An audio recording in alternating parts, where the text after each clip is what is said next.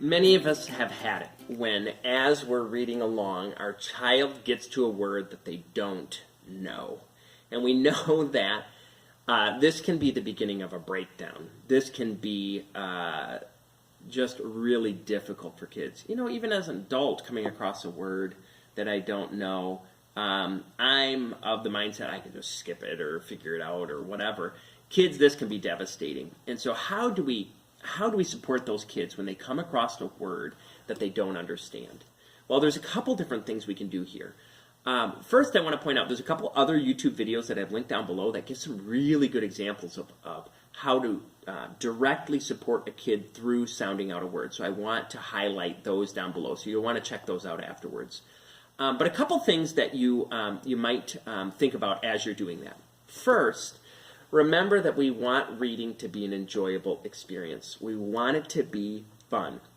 And as soon as kids feel like they're not doing well, as soon as kids feel like they're not good readers, whatever, we've lost them.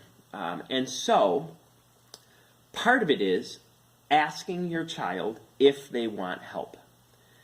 Oftentimes as parents, we want to jump in and give that word, but we need them to work their way through it. Kids might even want us to give that word so they don't have to do the work. So one thing to do is to see a word and to maybe break it into smaller chunks. To say, hey, I think the word is maybe forget. You could say it starts with a 4. You know, if you divide it into, I see the word for, and then you see the other half there. It's get. Oh, forget. You know, breaking it into smaller chunks. Having your child try and see what sounds they maybe caught, what sounds they didn't catch.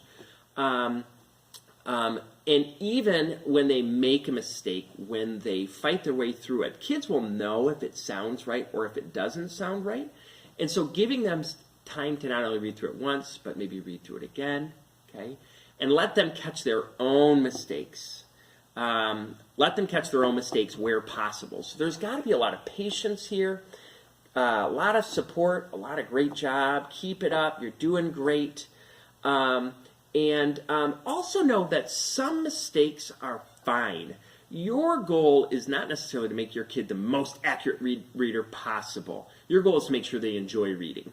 So some mistakes, they say instead of the. They say, they skip a word that really doesn't have any significant importance. They still understand the page. Leave it be. We are not looking to nitpick their reading. We're looking to kind of support them through. So some mistakes are okay. Let them fly. The biggest thing is to encourage them. It's okay to supply a word to keep things fun. You know when your kid is on the edge, and we just don't want to get them there. And so if it would mean, hey, would you like help with that word? Can we supply the word? Can we, whatever it would be, you're not going to break the kid by giving them the word.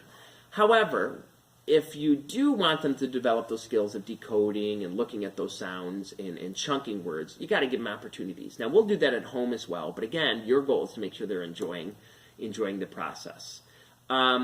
If you find that as you're going through a text, man, there's a lot of these spots where they just don't know words. That is a red flag that book is too hard for your child. They should not be fighting their way through a text. It should be an occasional thing they come across. If you find that that's happening quite a bit, whereas they're reading at home, that's just a clear indicator that we have to find something that would maybe be a better fit for your child, and that the book that you're reading there might actually be better for you to read aloud to them. One other way that you can bridge that gap from not understanding a sentence or not understanding a page is to first have you as the parent read the page and then have your child read the same page, because you will have fought through all those big words for them. That might be a way to kind of keep things light and provide them opportunities to at least hear what the word is that they were looking for. So over and over again, we're hearing the same thing. We want to make sure kids are having fun as they're reading. We do want to present them with opportunities to do their best on a word, to try it, but not to the point of exhaustion or frustration. And where possible, we want to use those moments to either say, this is a good fit for our kid, this book maybe isn't a good fit for our kid.